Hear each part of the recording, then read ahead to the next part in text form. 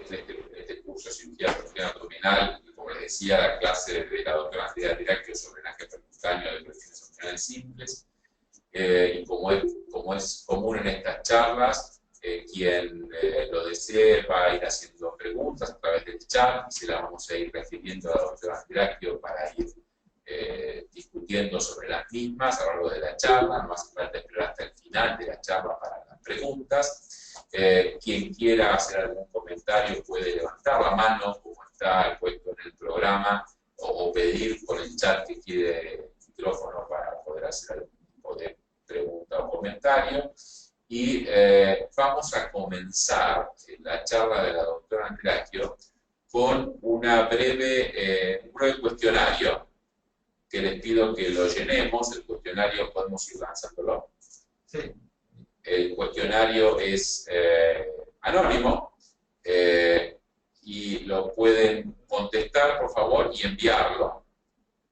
Y la pregunta es, ante el diagnóstico clínico de laboratorio, no, está fantástico, pero esto no era la pregunta. No era la pregunta.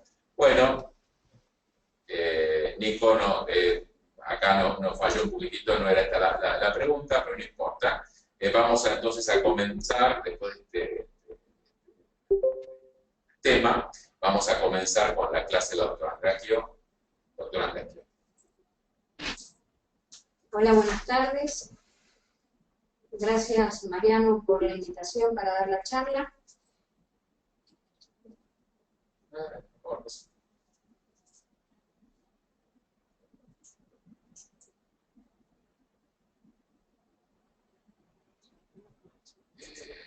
Bueno, la charla que vamos a dar hoy es drenaje percutáneo de colecciones abdominales simples. Les muestro, este es el hospital donde nosotros trabajamos. Es una foto, sacó un amigo nuestro a través de la terapia intensiva, y la verdad es que es una de las fotos más lindas del hospital, y por eso la puse en esta charla. Cuando Mariano me pidió que hablara de drenaje percutáneo de colecciones simples,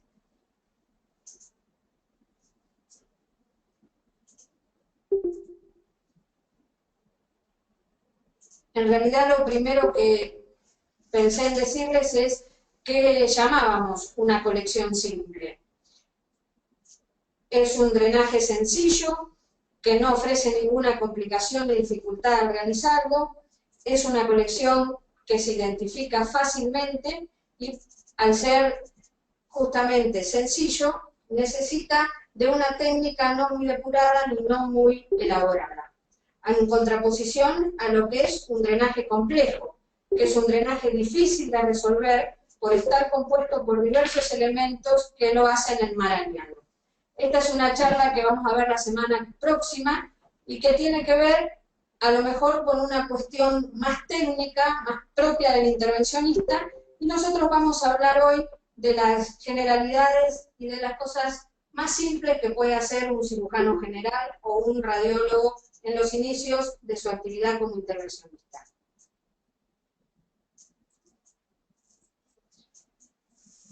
Que la colección sea sencilla o el drenaje sea sencillo no depende ni del número de catéteres ni del tipo de pacientes. Uno puede poner múltiples catéteres y eso no significa que la técnica o la colección sea o no de fácil abordaje. Tampoco depende del tipo del paciente. Hay pacientes muy complejos, como estos que ven a continuación, con abdómenes abiertos, que tienen colecciones intraabdominales, en este caso abscesos hepáticos y colecciones sufrénicas, que son muy fáciles de abordar, con lo cual el drenaje sigue siendo sencillo más allá de la complejidad del paciente.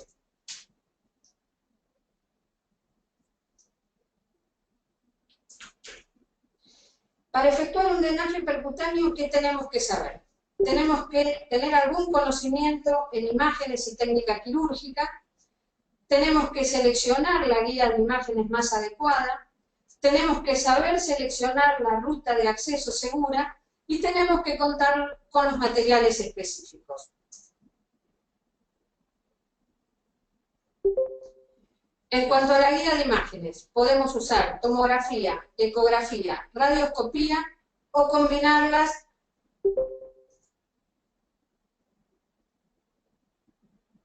En cuanto a la ruta de acceso segura, todos los que hagan algo de intervencionismo o que hayan hecho algo de intervencionismo saben que elegir la ruta de acceso segura es buscar el camino más corto y directo que uno puede ubicar para emplazar el catéter.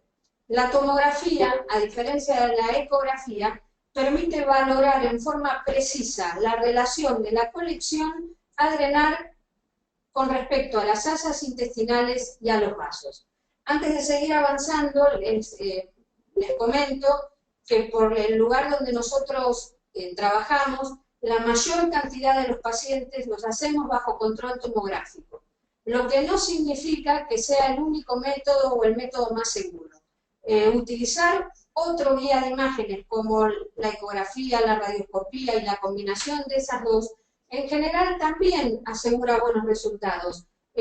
Nosotros lo hacemos casi en su totalidad por tomografía porque tenemos mayor disponibilidad del tomógrafo y no tanto del quirófano donde se encuentra el arco en C.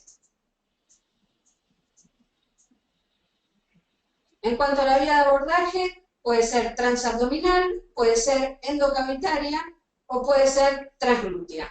Cualquiera de las tres vías de abordaje no necesariamente son complejas. Hacer una colección o un drenaje transglúteo técnicamente puede ser un poco más complejo, pero si la colección es grande y el intervencionista o el cirujano es más o menos canchero y avesado, no es una técnica compleja. Hoy no es un problema hacer un drenaje transglúteo para la gente que está entrenada en hacerlo. En cuanto a los tipos de drenaje, pueden ser curativo, cuando el procedimiento resuelve la patología, y puede ser contemporizador, cuando el procedimiento permite mejorar el estado general del paciente para luego resolver la patología de base.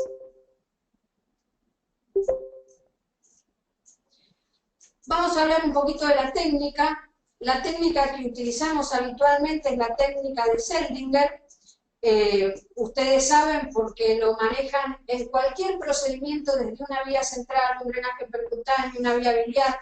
En todos los casos siempre utilizamos esta técnica, que es la punción, la guía de aguja, la dilatación del trayecto hasta lograr emplazar el catéter del diámetro que nosotros consideramos necesario. Hay otras técnicas, como son las técnicas del trocar directo, que no lo utilizamos nunca, o la técnica en tándem, que es en realidad poner una aguja más finita primero y después al lado una aguja más gruesa que nos permita ingresar la guía. Hablamos de colecciones simples, con lo cual uno debiera pensar que no necesita hacer una técnica tándem. Eso se utiliza cuando la colección es compleja, es profunda, y uno no está demasiado seguro de la ruta de acceso elegida, y entonces pone primero una aguja fina como para guiarse. Rápidamente les voy a mostrar, esto no es una colección, el video corresponde a una nefrostomía percutánea, pero es para que ustedes vean la técnica de Seldinger.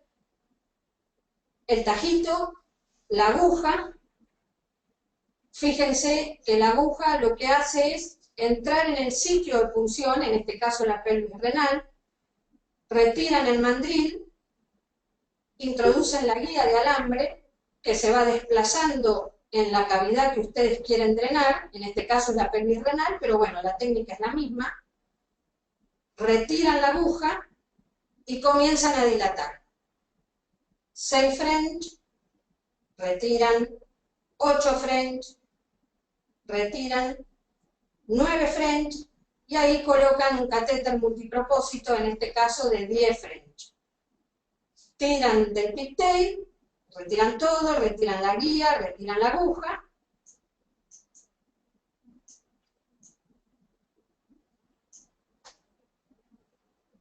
tiran,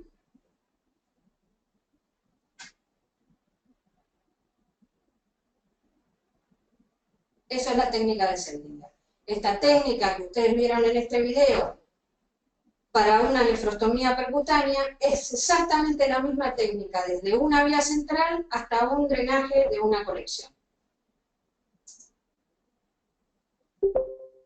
En cuanto a los materiales, hablamos pura y exclusivamente de drenar colecciones simples. ¿Qué necesitamos? Necesitamos material básico, agujas, alambres, dilatadores y catéteres. Uno habitualmente lo que hace cuando empieza a hacer estos procedimientos, y todo lo que fuimos aprendiendo, es que uno no puede hacer un drenaje percutáneo de ningún tipo teniendo solamente este arsenal de material. Porque puede romperse el catéter, porque el alambre se puede trabar, porque la aguja, por millones de cosas técnicas. Sin embargo, esto es lo básico que ustedes deben tener. No pueden hacer un drenaje percutáneo sin tener esto. Acá hay un alambre hidrofílico, podremos discutir después con Mariano si este es el alambre que él utilizaría para drenar una colección, o si él utilizaría un alambre más rígido, o qué tipo de alambre es el que él utiliza. Está claro que es con punta en J, pero bueno, podemos discutir en cuanto al tipo de alambre. Los catéteres que utilizamos para drenar las colecciones son catéteres multipropósito. Tienen fenestras en el final del catéter. Hay de 8 French, de 10, de 12, de 14, hasta llegar a 20, hay infinidad de medidas. La verdad es que los que usamos habitualmente depende un poco del fluido que uno vaya a drenar, pero en líneas generales entre 8, 10, 12, 14 French es más que suficiente. Fíjense, este catéter tiene una marquita radiopaca donde terminan las fenestras. Es una manera que si ustedes utilizan radioscopía pueden ubicarlo y emplazarlo con mayor facilidad. Y ahora les voy a mostrar algunos casos. Grandísima la colección, me van a decir, doctora, es facilísimo. Bueno, a veces no es tan fácil. A ver si las puedo volver para atrás.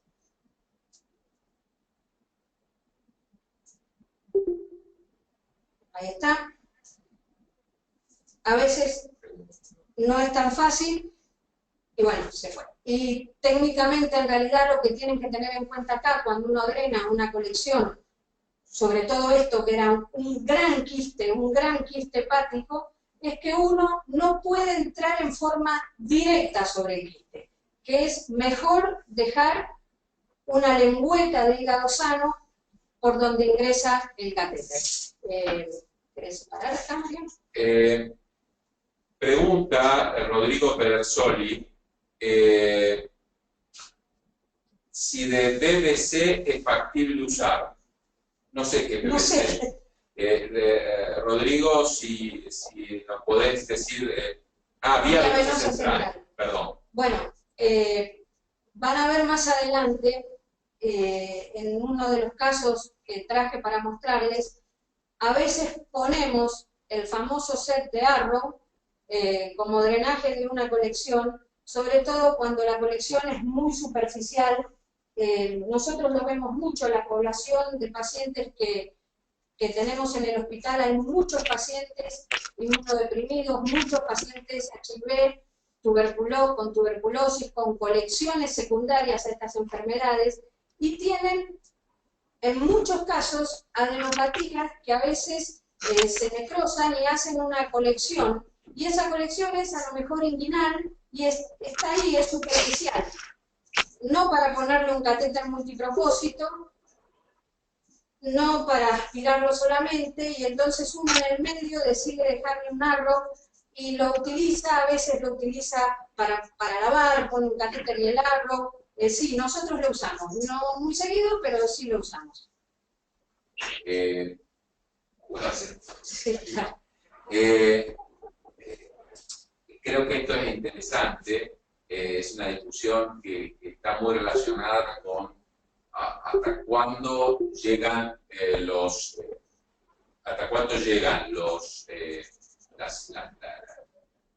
los medios donde uno trabaja y cuánto se puede, en cierta manera, improvisar con materiales. Usar materiales que no son los adecuados, en realidad están relacionados con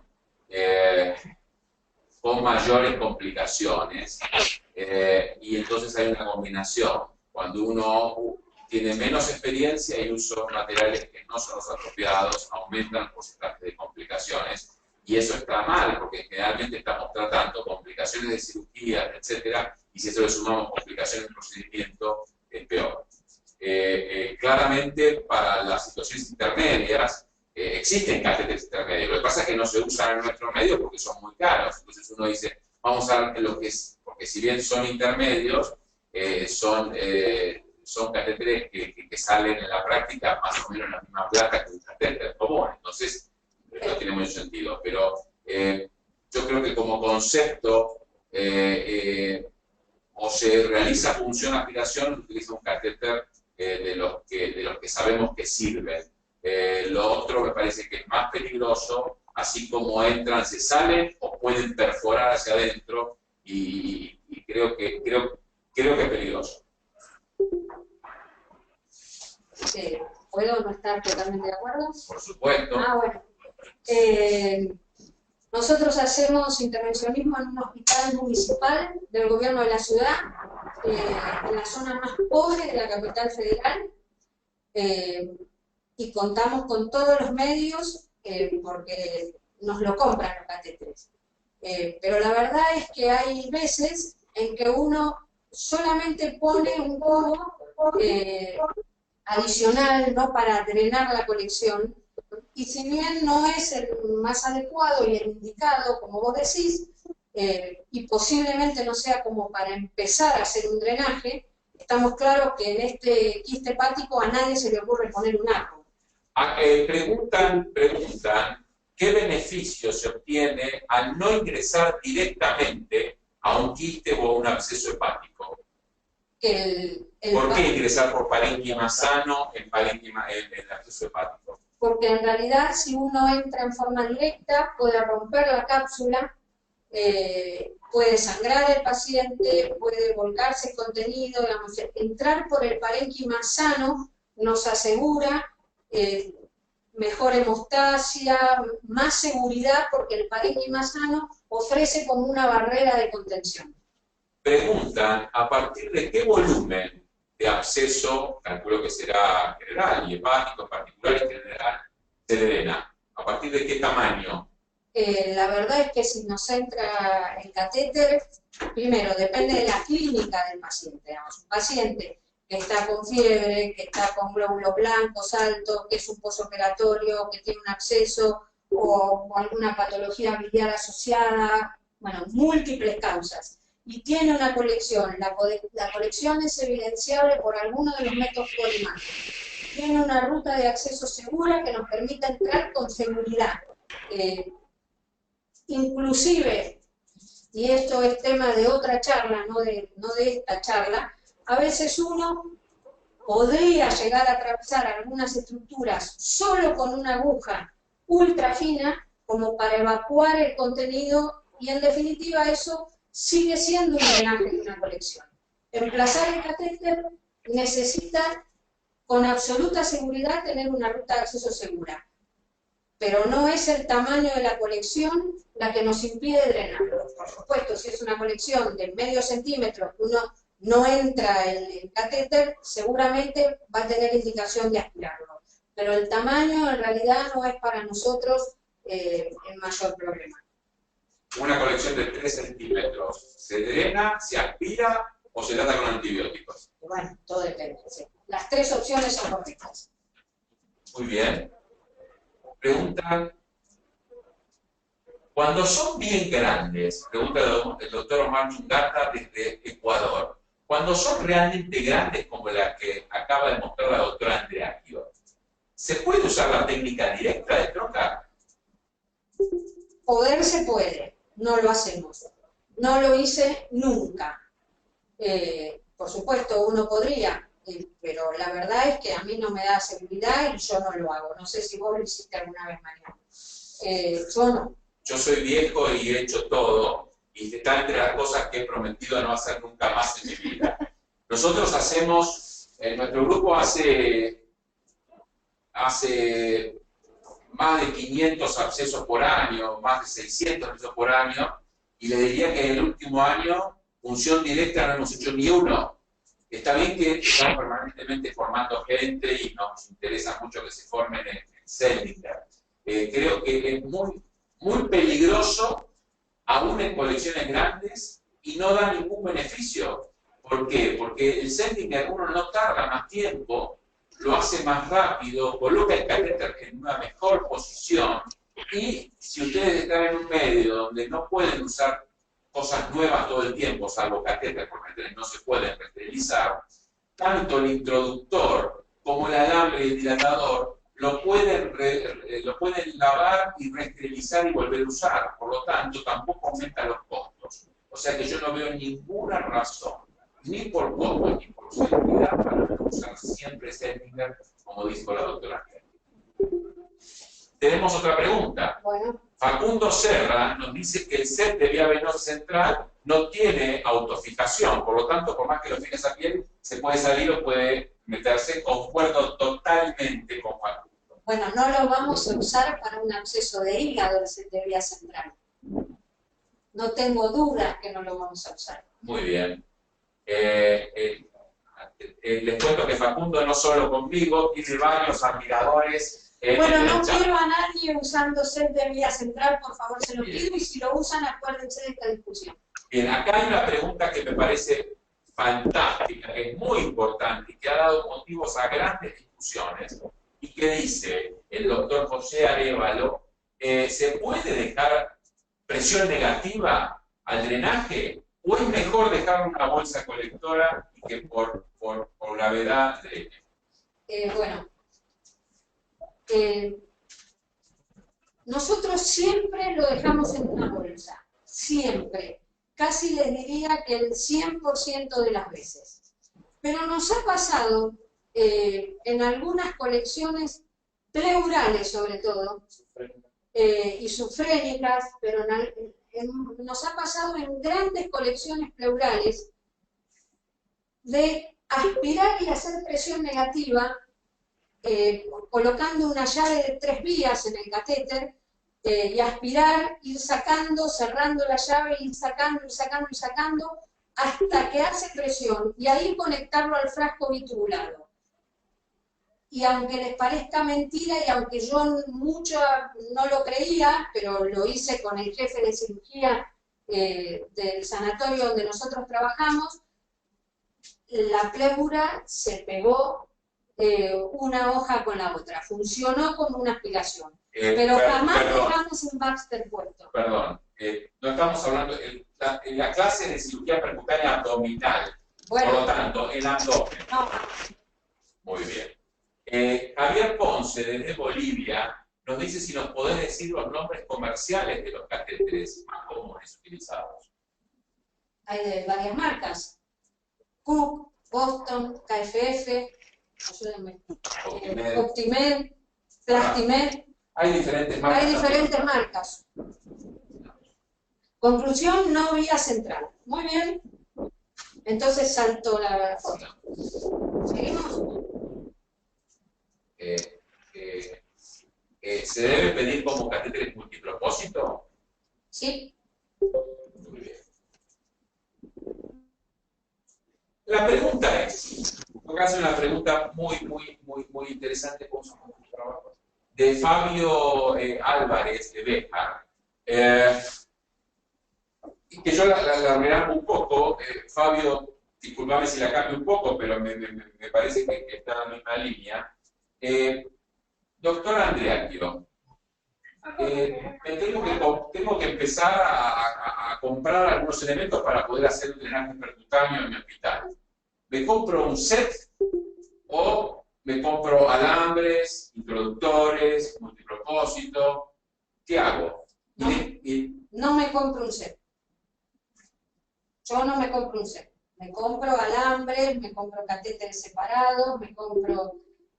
a lo mejor uno puede comprar un set porque tiene los dilatadores, pero jamás lo uso. De hecho, cuando dreno una colección y me traen un set, posiblemente yo utilice otro alambre u otro dilatador, sobre todo cuando los que están haciendo los procedimientos son los residentes, y el set, del set use solamente el catéter.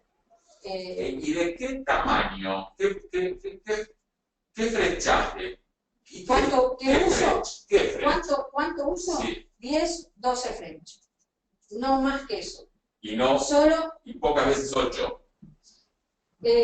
Los de 8 French los uso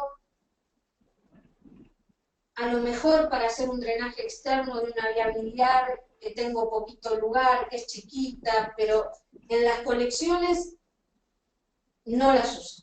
Uso de 10 para arriba, 10, 12 y en algunos casos 14, pero no uso de 8 French.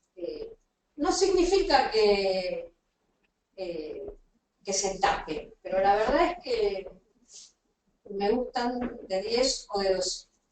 Bien, en el curso de introducción a la cirugía percutánea, que justamente les comento que va a empezar el miércoles próximo, ahí se va a hablar específicamente de qué gauche, qué French, los diferentes tipos de fijación de los catéteres, los diferentes tipos de alambre, los sets, donde se va a hablar claramente de lo básico que es el material.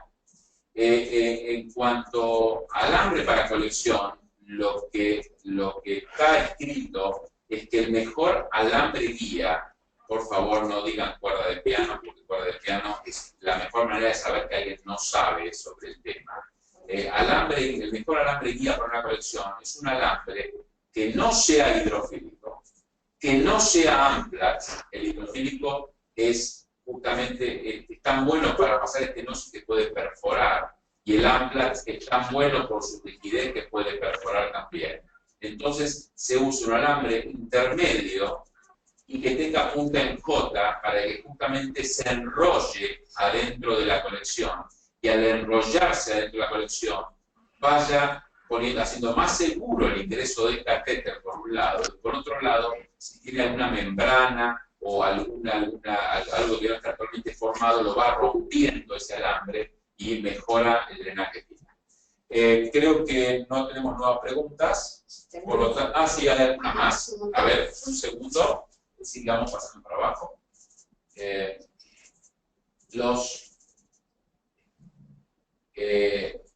Bueno, están hablando si de 3 centímetros o no 3 centímetros, sí. A ver, no hay discusión por abscesos mayores a 3 centímetros. Estamos discutiendo menores de 3 centímetros, y la doctora claramente nos dijo que a veces los drena, a veces antibiótico y a veces los usa los menores de 3 centímetros, pero los mayores son todos para drenaje con catéteres. Uno podría preguntar, si doctora, yo no tengo medios, pero tengo tomografía o ecografía, pero no tengo catéteres. ¿Puedo drenar un acceso hepático de 6 centímetros con punción y aspiración? No, claro que no. Repetilo, por favor, que quede claro. Claro que no. ¿Por qué no? Los únicos abscesos que yo no drenaría, o en su defecto podría hacer punción y aspiración, son los abscesos pequeños. A lo mejor cuando hay múltiples abscesos hepáticos uno drena los más grandes, y los más chiquitos algunos los punza y los aspira y otros los deja y espera con antibióticos. Pero cuando una colección supera los 3 centímetros y uno tiene el material adecuado, el paciente tiene que drenarse. ¿Qué tipo de catéter preferís para drenar el abdomen superior? Catéteres con fijación de cola de chancho, con hilo de sutura a su vez también, tipo Malecot o algún otro tipo. Bueno, el Malecot nosotros no lo usamos, no tengo. En el hospital nosotros compramos los catéteres o pedimos que nos compren los catéteres, y por supuesto usamos los catéteres Pigtail no usamos Mallecot nunca, prácticamente nunca. Y me preguntaste la fijación, siempre lo fijamos a la piel, más allá de la fijación interna del catéter. ¿A eso te referías? No, es lo que acabas de contestar, perfecto. Acá, claro, no hemos sido claros con la pregunta de José Arévalo. ¿Podemos dejar succión en un drenaje abdominal? ¿Sí o no? No. Bueno, la verdad es que no. Concuerdo con la doctora Andrea. Hay que tratar de no dejar succión. La succión impide un buen drenaje, no lo mejora. Hay muchos trabajos, recomiendo trabajos del doctor Horacio D'Agostino sobre esto. Esto justamente en la charla del miércoles que viene vamos a discutirlo con el doctor Horacio D'Agostino y vamos a ver si le voy a pedir a Horacio para poner en el contenido del curso los trabajos originales del doctor D'Agostino explicando por qué un catéter es mejor que otro, la cantidad de agujeros, pero todo eso que es más lo básico de los catéteres, lo vamos a hablar el miércoles que viene. Y todo lo que preguntas están haciendo, que son en realidad accesos portales, etcétera, que es mucho más complejo, lo vamos a hablar en la charla del martes que viene, donde sea más complejo. Si no, lo vamos a dejar sin tema de discusión al doctor Couto, al doctor Palermo. Y bueno, hago otra pregunta y después seguimos. Andrea, ¿estás de acuerdo? Dale, me parece el mejor alambre ya lo hablamos. Bueno, acá es muy buena esta pregunta. ¿Qué pasa con las colecciones que son de hematomas infectados?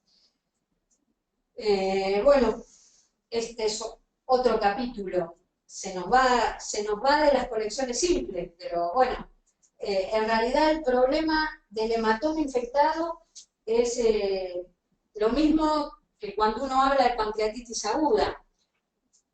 El drenaje de la colección, la técnica de la colección, no tiene que ver con el seguimiento que uno hace y el manejo que uno hace con el catéter posterior. Digamos, uno puede tener un gran hematoma, técnicamente ser muy sencillo de drenar, y uno sabe que tiene que poner varios drenajes para poder después lavar ese catéter, porque al igual que la necrosis, los coágulos no salen por el catéter. Entonces uno usa el mismo principio y es el de lavar y movilizar los detritus hasta tratar de esterilizar la colección. Pero en realidad esto es el manejo del catéter, excede al tema de la charla, lo podemos hablar, pero me parece que... Totalmente de acuerdo, este tema y en relación también al uso o no de fibrinolisis en estos casos, lo vamos a tratar cuando tratemos colecciones complejas o cuando estemos hablando con el doctor D'Agostino sobre el manejo una vez colocado el catéter. Seguimos adelante, Andrea, si te parece. Sí.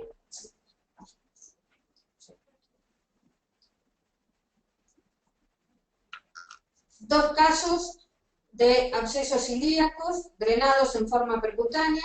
Si se fijan en la imagen de abajo, en realidad el paciente está un poquito rotado y eso es porque a veces uno, en la búsqueda de la guía de la ruta de acceso segura, tiene que mover un poquito al paciente para lograr que las asas de intestino se corran un poquito y nos dejen lugar para poner el catéter. Este es un absceso hepático, también drenado en forma percutánea. Fíjense que dejamos siempre parénquima interpuesto y que en realidad la localización es lo que, digamos, es lo que yo creo desde el principio de la charla. La colección es sencilla porque en realidad no se necesita una técnica muy sofisticada para poder hacer esto. Se necesita manejar la técnica de Seldinger, se necesita tener acceso a las imágenes, saber elegir correctamente por dónde entrar y colocar el catéter. ¿Algo para decir? ¿Mariano? ¿Alguna pregunta? Una colección sufrénica, también drenada en forma percutánea.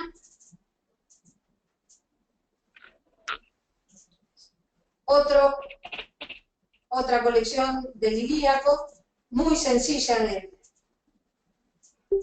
de abordar. Una colección de pared, del espesor de la pared, que también se puede drenar en forma percutánea. Y volvemos a lo mismo, ¿esto se puede drenar sin necesidad de usar la tomografía? Sí se puede. Nosotros tenemos un equipo de arco en C que está en un quirófano, que tiene un horario y después se cierra. Y una ecografía que no la tenemos en forma permanente en el servicio de cirugía. Sí tengo acceso al tomógrafo en el horario en que yo quiera y los días que yo quiera. Entonces es para nosotros más fácil utilizarla. Pero no significa que ustedes, drenajes como los del ilíaco, no puedan hacerlo con una buena guía ecográfica. El tórax seguimos porque era abdominal. Vamos por otras colecciones. Siempre la misma técnica, siempre la técnica de Seldinger.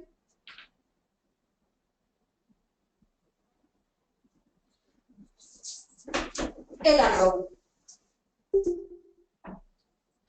Este chico es un paciente con HIV que nosotros le hicimos un drenaje percutáneo y le pusimos en esa colección que ustedes ven, que es de partes blandas, le pusimos un catéter multipropósito. Pero tenía una zona, si ustedes ven en las imágenes, fíjense en las imágenes del paciente por debajo de la tomografía, acá, tiene una zona sobrelevada, que la verdad es que uno, como buen cirujano, a lo mejor le hubiera hecho un tajito y hubiese drenado esa colección. Bueno, nosotros le pusimos un set de Arrow, lo pinchamos, le pusimos el set, sacamos pus y después sacamos el catéter. Lo hicimos simplemente para no tener que hacerle un tajito y para no drenarlo, pero la colección principal se drenó con el catéter multipropósito. Andrea, Sí. preguntan, Vale. ¿cómo manejan una colección simple recidivante? Hacemos el drenaje de la colección, primero, obviamente. Dejamos el catéter puesto mientras tenga débito. En líneas generales, si el paciente mejora, si el paciente no tiene fiebre, no tiene blancos altos, no hay nada que clínicamente diga que la colección persiste, sacamos el catéter. Podemos discutir o no si hay que hacer o no una imagen antes de retirar el catéter. Es otra discusión, es otro tema. Si nosotros sacamos el catéter y el paciente evoluciona de nuevo con fiebre, evoluciona con dolor, con glóbulos blancos altos, le hacemos una nueva imagen y la colección vuelve a aparecer, lo volvemos a drenar. Y ahí en realidad uno empieza a pensar qué es lo que sucede, por qué la colección vuelve a formarse. Y la realidad es que las colecciones vuelven a formarse o porque tiene una cavidad intermedia que no vimos, o porque tiene una fístula en algún lado, o en algunos casos porque hay un oblito o algo que hace que esa colección no desaparezca. La volvemos a drenar. Cuando recidiva la volvemos a drenar. Y ahí, antes de retirar el catéter, por supuesto, hacemos otro tipo de cosas. ¿Sí? Pregunta el doctor Manosalva, si impermeabilizás los catéteres, si lavás las colecciones, y si haces una cosa o la otra, ¿cómo lo haces? Hacemos las dos cosas. Permeabilizamos los catéteres, sí. Y en algunos casos, sobre todo cuando tenemos un hematoma o cuando tenemos alguna colección secundaria, una pancreatitis, ahí sí lo lavamos. No lavamos las colecciones, no lavamos un absceso hepático, no lavamos un absceso renal, permeabilizamos el catéter, a veces sí, porque tiene un débito continuo todos los días, y un día deja de venir y entonces agarramos una jeringa, aspiramos, inyectamos un poquito, permeabilizamos el catéter y nada más. Lavar solamente cuando tenemos un hematoma o cuando tenemos una pancreatitis. Ahí puedo hacer un comentario sobre esto. Claramente concuerdo con Andrea que los únicos abscesos que lavamos son los hematomas infectados y los secundarios a pancreatitis aguda. Hay otros intervencionistas de fama mundial, como el mismo doctor Horacio D'Agostino, que consideran que todo absceso hay que lavar. Nosotros no estamos de acuerdo y vamos a discutir los cálculos el miércoles que viene. Ahora, en cuanto a permeabilizar los catéteres, lo hacemos todos los días que el paciente esté internado. Todos los días, aunque esté drenando bien el paciente. Y tuvimos algún problema con la gente de infectología que nos ha dicho que podemos provocar bacteriemias en los pacientes. Bueno, la respuesta a esto es la siguiente, que no. Para poder resolver este cuestionario y esta duda y no tener una discusión con los infectólogos, hicimos el año pasado un trabajo donde observamos creo que 300 casos de drenajes percutáneos, un poco más de drenajes percutáneos, al cual hicimos lavado diario por colecciones abdominales y no tuvimos ninguna bacteriemia secundaria a la permeabilización del catéter. Sí tuvimos cuando permeabilizamos un catéter biliar, pero es otro tema, no es el tema de hoy. O sí tuvimos cuando hicimos algún lavado de hematoma o un lavado de pancreatitis, pero nunca por permeabilizar. La técnica de permeabilización es inyectar, porque también lo preguntan, 2 o 3 centímetros de solución biológica sin aspirar. No más cantidad y no aspirando, porque si aspiran, hacen la succión, como habíamos hablado antes, y se tapan mal los catéteres. ¿Doctora? Sí vi una vez, nosotros habíamos drenado a un paciente con una enfermedad diverticular perforada, lo drenamos, no venía pus, venía materia fecal, y el cirujano, que en realidad no era el cirujano del paciente, sino que era un amigo del paciente, lo lavó con Perminox y agua oxigenada.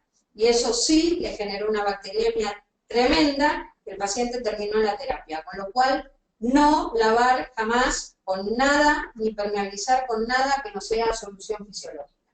Seguimos adelante. Sí, yo quiero que quede claro, porque si no, no queda claro.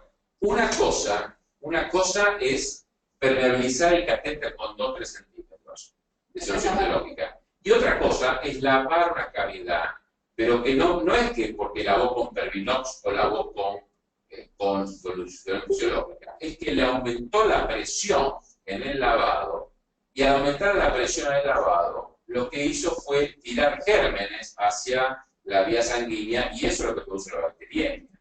Esa es la razón por la cual permeabilizar el catéter no tiene problemas, lavar colecciones sí tiene problemas, y es por eso que solamente está aceptado hacerlo en las que no resuelven sin lavado, como la de pancreatitis o como los hematomas. En el resto, la verdad es que es muy cuestionable. De hecho, nosotros tenemos un trabajo acerca que randomizamos, y lo hicimos con el doctor Miguel de Gregorio, Horacio D'Agostino, etcétera, de diferentes lados del mundo hace unos años, está publicado en el European Journal of Radiology, que en ese trabajo utilizamos en algunas colecciones lavado versus fibrinolisis, y la verdad que es más o menos la misma cosa. Por lo tanto, permeabilizar sí, lavado no, pero no es por lo que uno utilice, sino por el volumen. Sigamos. Seguimos.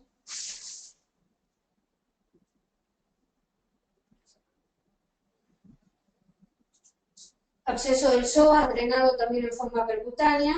Acá en realidad uno lo único que tiene que tomar en cuenta es que la ruta de acceso más segura es por vía posterior, sin duda. Y uno debe poner la cantidad de catéteres que sean necesarios para poder drenar la colección en su totalidad. Otra colección, ya no tan sencilla, pero sí la colección interasas, fíjense, una pequeña ventana, y en realidad lo único que hicimos acá fue tomar una muestra para tener para cultivo y no hacer mucho más que eso. No nos pareció un lugar seguro, hablando de rutas de acceso y de localizaciones y de emplazar el catéter en forma segura, dejar un catéter ahí. Y en realidad, para terminar, y después de todo esto, en realidad uno empieza a preguntarse si cualquiera de nosotros puede realizar un drenaje, si se necesita algún truco especial, si necesita algún secreto o algo técnico. No se necesita ser un mago para hacer esto, ni tampoco se necesita ser un malabarista como Maradona, digamos. No se necesita tener recursos técnicos que solamente algunas personas tienen. Sin embargo, tampoco es algo que se nos ocurra en el momento, no es una idea locada, no es una cosa que uno le parece, mejor le pongo un tubo, mejor vemos, tampoco es eso. Tampoco es algo que se basa solamente en experiencia, digamos, no es porque los más viejos sabemos que mejor lo hacemos así y hacemos... No, es algo que hoy un drenaje percutáneo de una colección simple, sin ningún lugar a dudas, debe ser un procedimiento que forme parte del arsenal terapéutico de un cirujano moderno. Estos son mis residentes, operan abierto, operan cirugía percutánea y hacen también cirugía laparoscópica. Esto debe hacer un residente, debe aprender a hacer todos los procedimientos. Y por supuesto, y para terminar, como no podía ser de otra manera, la única manera de llegar a buen puerto es el trabajo en equipo. No puede un paciente llegar y pretender un solo médico resolver el problema. Acá hay clínicos, acá hay infectólogos, hay terapistas, hay cirujanos, estamos los intervencionistas, todos trabajamos para hacer el gol, todos trabajamos. El gol se lo hizo Messi, pero todos trabajaron. Sin los otros, sin el resto del equipo, nadie puede terminar un partido. Esta es la gente con la que yo trabajo, ellos son los que me acompañan todos los días. Nada más, muchas gracias. Muy bien. Realmente muy bien, Andrea, muy claro. Tenemos un montón de preguntas. Tenemos un poco de tiempo, 12 minutos, vamos a aprovecharlo.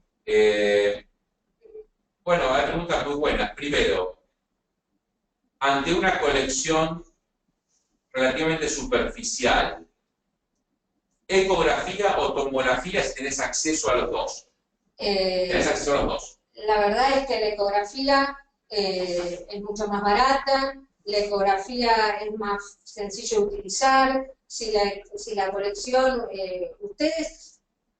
si ustedes tienen una imagen previa, y ustedes tienen a lo mejor hecho previamente una tomografía, y tienen acceso al ecógrafo, y la colección es grande, y la colección es de fácil acceso, pueden tranquilamente hacerlo con el ecógrafo, es mucho más fácil, barato, se puede hacer sin ningún problema. Hay aquí una pregunta también de Jorge Silva, me parece muy interesante para discutir, es, ¿haces una tomografía antes de retirar el catéter o apenas lo retirás para ver que todo esté bien? Bueno, eso es lo que les dije recién y lo que hablábamos recién. En realidad uno podría invertir la pregunta y hacérselas a ustedes, a ver qué me contestan.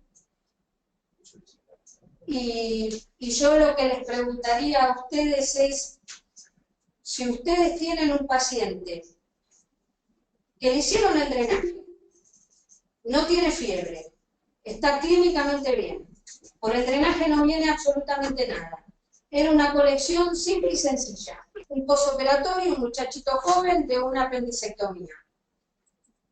Y el paciente está clínicamente bien. Ustedes ¿qué harían? Digamos, ¿ustedes piensan que haciéndole una tomografía van a encontrar algo diferente y entonces por eso mejor le hago una tomografía? Y si lo encuentran, y si encuentran una colección de 2 centímetros, porque a lo mejor ustedes drenaron una de 8 y ahora tienen una de 2 centímetros en un paciente asintomático, aún haciéndole una tomografía, ¿qué hacemos? ¿Le vamos a hacer algo? La pregunta es, entonces, ¿lo haces o no lo haces? No la hacemos. Paso esta pregunta también al doctor Aquafresca. ¿Haces o no haces la tomografía? No, yo creo que es un paciente que está clínicamente estable, sin fiebre, sin blanco, como dijo la doctora, el catéter no tiene más débito, no tiene mayor sentido. Además, podemos notarnos con dudas, porque hay alteración de la zona secundaria del proceso, a la cirugía previa, al drenaje, y lo único que vamos a ganar es dudas, digamos. Yo creo que no es necesario en ese caso, si el paciente está clínicamente bien. Bien. Alguna vez te escuché a vos decir, Mariano, es la tomografía que nunca hacemos, porque es la que nos trae dudas. Sí, es cierto. ¿Y qué estudio hay que hacer? Y también esta pregunta me parece muy, muy buena. De Leandro Barredo Quintana, muy buena. ¿Qué hizo Leandro? Muy buena, pero voy a decir, qué buena pregunta. ¿Quién la hizo? La hizo Leandro. Hola, Leandro. Cuando uno es intervencionista y hace cirugía percutánea, uno coloca el catéter, saca esa jeringa de 60 llena de pus, y la verdad que da una alegría de que está haciendo el bien. Al otro día, cuando va a ver el paciente, vienen otros 60 y dice, en la bolsa colectora que tiene, dice, realmente la cosa, qué bien que estuve entrenando, qué bien que estuve por el catéter. Ya el cuarto día, cuando siguen viniendo 60, uno dice, ¿qué está pasando? ¿60 de qué? De pus. Y sigue viniendo pus. Y ya la colección no era de 10 kilómetros. Y ahí es lo que dice Leandro. Cuando después de 4 días sigue viniendo mucho pus, ¿qué pensamos? Y sobre todo, ¿qué estudio le hacemos al paciente? Porque yo, me quedó claro por lo que ustedes dos me dijeron, que si todo está bien, no le haces la tomografía. Pero si ya después de 4 días sigue viniendo un volumen importante de material turbulento, ahí, ¿qué piensan? ¿Qué estudio le hacen? Ahí es el momento que yo a Leandro lo he hecho. Porque en realidad empiezo a pensar, Leandro, ¿dónde pusiste el catéter? Te dije en la colección. Y Leandro jura y perjura, él lo puso en la colección, que no está en otro lugar. Y entonces, ahí estamos en un problema. Y la verdad es que uno piensa varias cosas. Primero, en no apurarse demasiado. Digamos, el concepto de que porque viene mucho el paciente ahora hay que operarlo, no.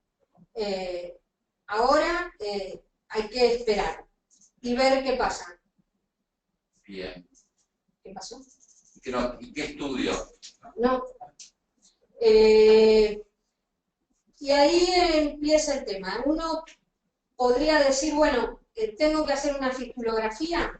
Es una posibilidad, pero no con 4 días. La realidad es que todos sabemos que hacer una fistulografía en un paciente que lleva 4 o 5 días de un drenaje, en líneas generales no le va a dar nada, porque todavía no tiene ningún tipo de trayecto consolidado, ni dirigido, ni nada de eso. La siguiente cosa que uno puede hacer es volver a hacer otra imagen y volver a hacer una tomografía en busca de una colección intermedia, en búsqueda de algo que esté perpetuando esa salida de líquido. ¿Qué estudio? ¿Qué estudio? ¿Qué estudio le hacemos? Leandro preguntó concreto. ¿Qué estudio le hacemos? Por favor, contéstenme. ¿Qué estudio le hacen? Doctora Aquafresca, doctora Andriacchio. La rama italiana. Ya le dijimos, la rama italiana del intervencionismo es lo que haría. Una nueva imagen. ¿Qué es una nueva imagen? Concreta. Tomografía, de ninguna manera una ecografía. Perfecto. O sea que ese paciente, los dos están de acuerdo que le piden una tomografía. Hay que pensar que algo está alimentando. Algo está alimentando ya sea eso. está complicado en algún punto del tubo digestivo o hay un tumor que se nos está pasando y que es lo que está perpetuando la... O una cavidad intermedia de algo suficientemente drenado. ¿Cuándo le hacen una fistulografía? Después de los 2 semanas, 10, 15 días. Antes que eso no. Las veces que lo he hecho no me ha dado ningún resultado. Doctora Coafrica. Sí, estoy de acuerdo porque hay cierto tiempo para que se genere un trayecto entre el catéter y la sitio de fuga, si no uno lo único que va a ver es un manchón si checa contraste antes de ese plazo de tiempo.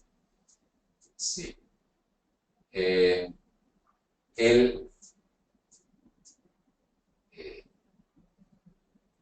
Tengo otra, estoy viendo las preguntas porque estoy haciendo, algunas preguntas se van repitiendo, acá pregunta el doctor Manosalva, pero me parece que si bien excede un poquito la charla de hoy, que era de colecciones simples, él habla sobre el drenaje pancreático transgástrico, que no es precisamente una colección simple, ni mucho menos. Eso va a ser motivo de 2 charlas, de la charla siguiente y de la charla específicamente de pancreatitis aguda, pero preguntan, pero ya se las hago, aprovecho que la tengo la doctora Andrea aquí y el doctor Aquafresca acá, y pregunta el doctor, cuando hacen un drenaje transgástrico, ¿cuánto tiempo dejan el catéter para sacarlo aunque no venga más colección? Es una muy buena pregunta, porque ustedes le hicieron 2 agujeros al estómago, cara anterior y cara posterior. ¿Cuándo le sacan el catéter? Nosotros se lo sacamos a las 4 semanas, por lo menos. ¿Vale? Sí, por lo menos hay que esperar ese plazo para que se consolide la fístula entre la... Y en realidad más que nada es la fístula anterior, digamos, es el agujero del estómago. Exactamente, por eso mismo. Si se retira antes de ese plazo y la fístula no está consolidada, puede haber filtraciones del estómago hacia la cavidad. Entonces, por lo menos hay que esperar 4 semanas para que esté consolidada la fístula gastrocutánea. Acá pregunta el doctor Encina, si tuvieron casos en que tuvieron que seguir con el drenaje en forma abierta, o sea, tuvieron que el drenaje percutáneo fracasó y tuvieron que ir a operarlo para operarlo en forma abierta para drenar mejor al paciente. La verdad es que no. Y de hecho, últimamente lo que estamos viendo es que lo que terminaba antes, o lo que era un drenaje contemporizador, muchas veces deja de ser contemporizador porque en este tiempo de contemporizar se transforma en curativo. Eso lo estamos viendo y lo hemos visto bastante. Sí, Pablo. Sí, obviamente el tratamiento percutáneo no reemplaza en forma completa la cirugía. Hay casos en los cuales puede llegar a fracasar, pero es cierto que el porcentaje de éxito es cada vez mayor y muchas veces uno empieza con un drenaje en forma contemporizadora y después resulta que termina siendo un tratamiento definitivo. Pero siempre tiene que saber que tiene en la manga la posibilidad de una cirugía. Y yo quiero hacer una pregunta, porque si no le hacen todas las preguntas la gente que escucha, y yo que estoy acá no puedo hacer una pregunta, le puedo hacer una pregunta.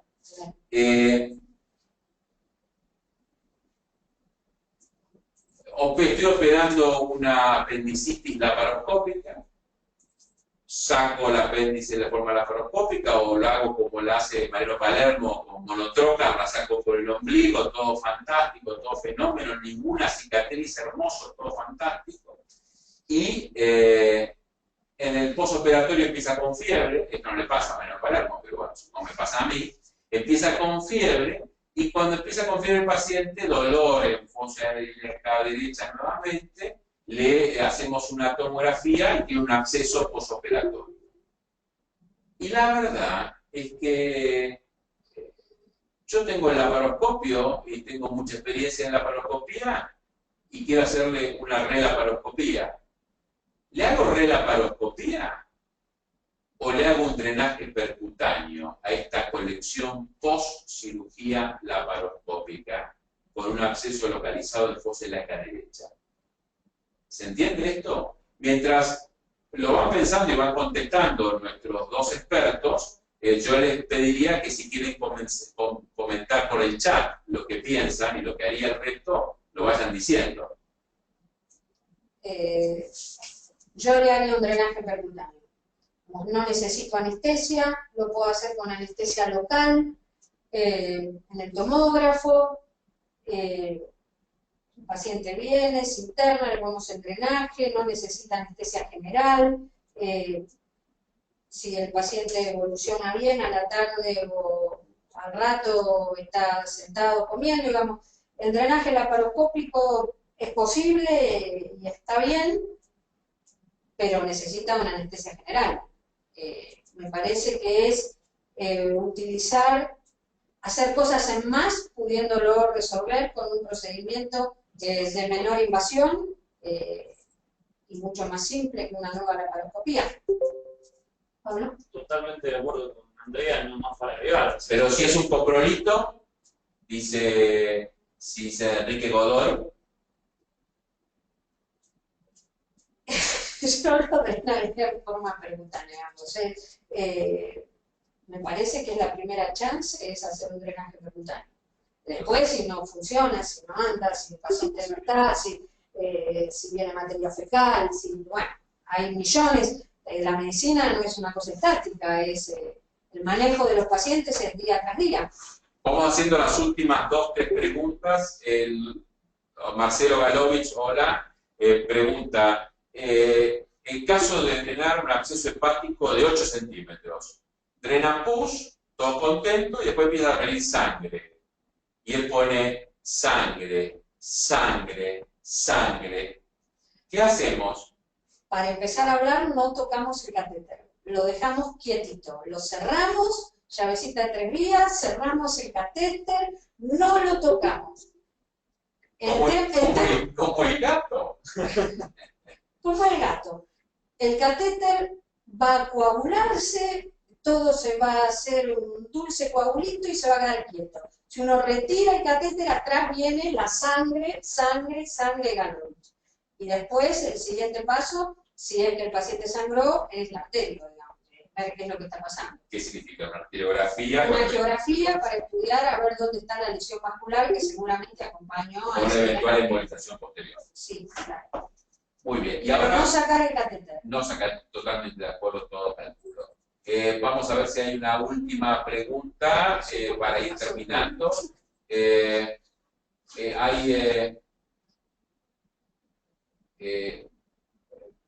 Perdón, pues está un poquito...